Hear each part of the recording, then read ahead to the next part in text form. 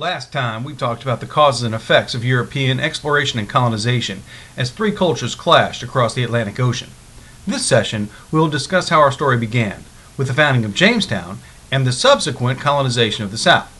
Now, if you happen to see the Walt Disney movie, Pocahontas, you need to understand that this did not happen this way. Walt Disney was more fiction than fact. In the reality, Jamestown, the first permanent English settlement, is going to be established in the colony that will become Virginia.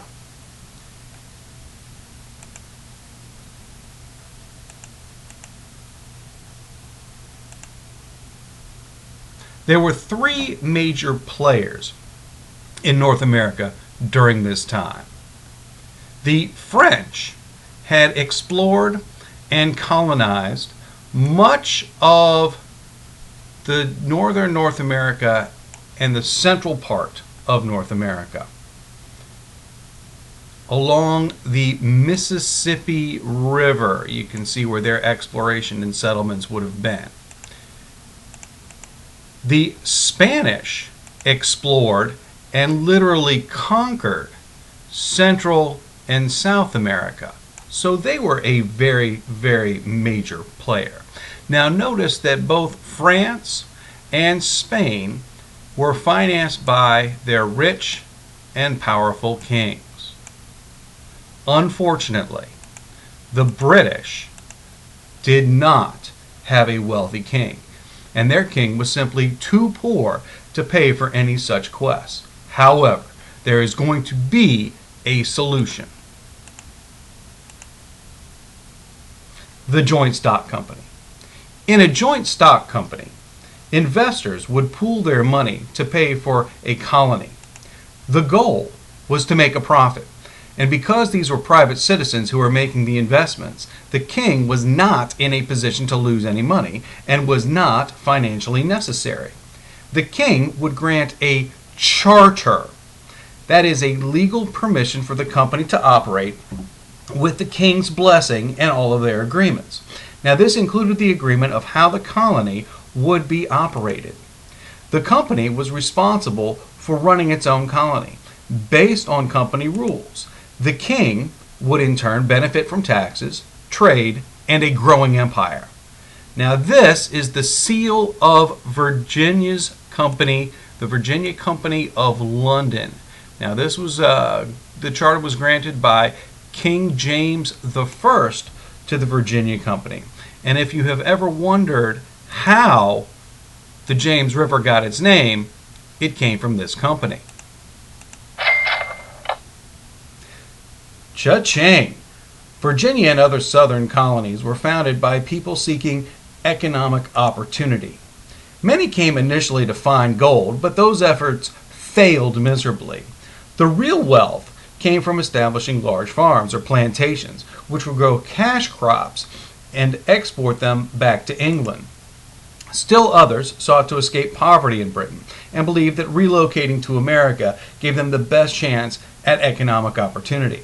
It should be noted here that these early settlers in Virginia and the South were not really looking for freedom of religion. That will happen elsewhere. Jamestown, as I mentioned before, was the first permanent English settlement in the New World. Earlier efforts had failed, but this one would finally prove successful. But it was not going to be easy. It was established in 1607 by the Virginia Company of London, a joint stock company, and was a business venture, and the goal was to make money. Initially, the men were looking for gold. Like I mentioned before, they failed miserably, as there aren't really big gold deposits right here in Virginia. The men, there were no women who came along, faced what came to be known as the starving time. With the terrible drought, mosquito infestations, poor drinking water, and hostile native populations, the colony nearly failed. Then it was Captain John Smith who stepped up, and he simply took control of the fort and passed some simple rules. Most importantly, if you don't work, you don't eat. He negotiated a treaty with the Powhatan Indians through this young lady right here, Pocahontas. And they never hooked up like Disney would have had us believe. Still, facing terrible conditions and not making any profits, the Virginia Company was about to pull the plug, and the colony needed saving again. John Rolfe was the man who would step up and be the one who really saved Jamestown and Virginia. There was no gold to be found in Virginia, and the colony was about to go bankrupt. But John Rolfe developed and introduced tobacco farming, which made Jamestown and Virginia very profitable. Almost overnight, the colony went from near bankruptcy to being worth a fortune. Oh, and Pocahontas, she fits in here because she hooks up with John Rolfe, not with John Smith. Yep, they got married, she converted to Christianity, she went to England, she got sick, and she died there. Bummer. When it came to settling Virginia in the South, these colonies were settled by people seeking economic opportunities. The early Virginia Cavaliers were English nobility who received large land grants in the eastern portions of Virginia from the King of England. But what about the poor people? What about the average farmer? Poor English immigrants also came seeking better lives. They served as small farmers or artisans, and they settled in the Shenandoah Valley or in western Virginia. Now let's take a look at how this sees on the map. The Cavaliers are going to get the land along the coastal plain. Notice here in the eastern portions of Virginia, there are good, slow-moving rivers, flat land, and relatively good soil for farming.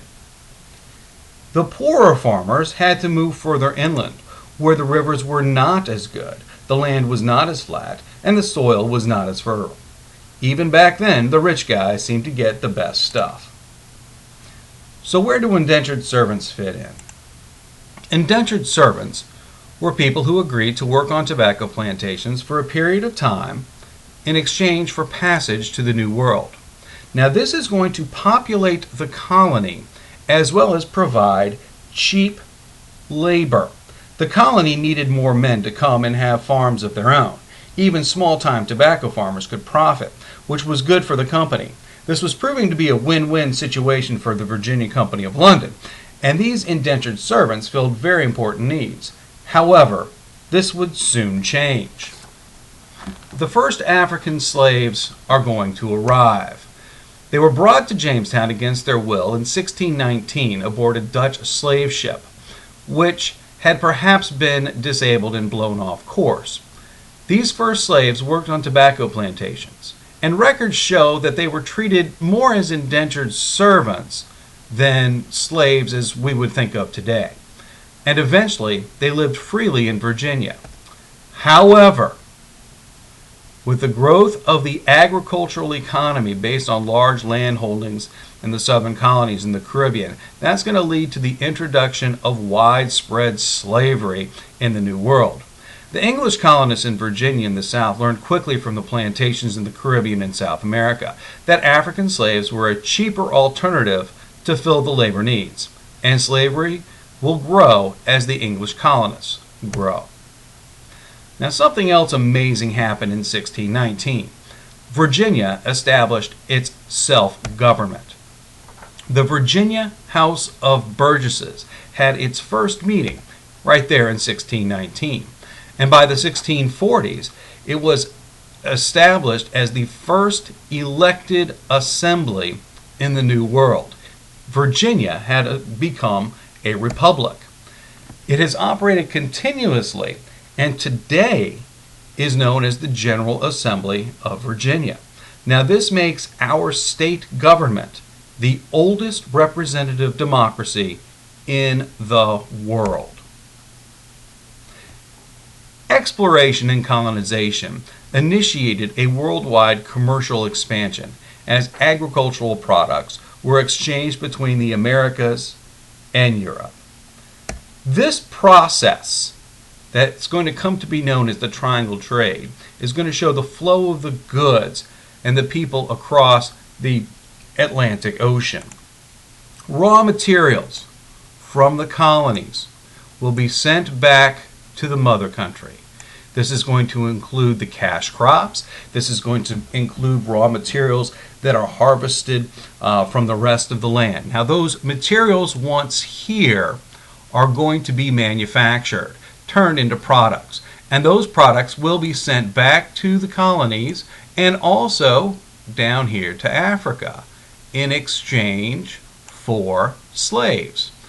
And the West African kings will sell slaves to the slave traders, who will then bring their slaves over to the Caribbean islands and also the rest of Central and South America, as well as eventually what's going to become the United States, the British colonies, in exchange for more raw materials, which will then continue the process of what we call the triangle trade. Now, there are going to be many different triangles that we will be learning about this year, but it is essential that you recognize what the triangle trade looks like, who was involved, and how it impacted the three different worlds: Europe, Africa, and the Americas, and how those three cultures are going to collide through the expansion of trade.